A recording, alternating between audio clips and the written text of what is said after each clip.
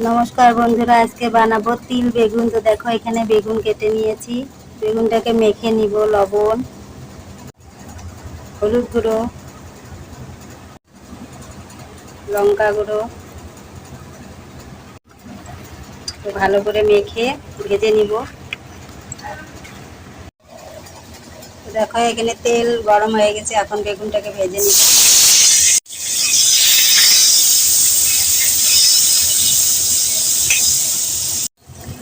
বেগুনটা ভাজা হয়েছে, এতে দেখো এখানে তিল, সর্ষে আর কাঁচা লঙ্কা, আমি এটাকে বেটে নিব।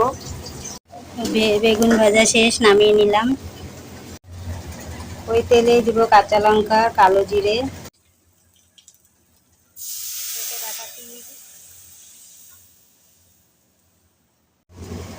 লবণ, হলুদ গুঁড়ো,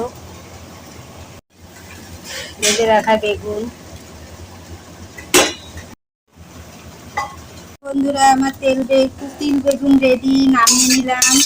তোমরা চাইলে এটা মোটা বেগুন দিয়ে করতে পারো, আমার কাছে এটা ছিল তাই এটা দিয়ে করলাম।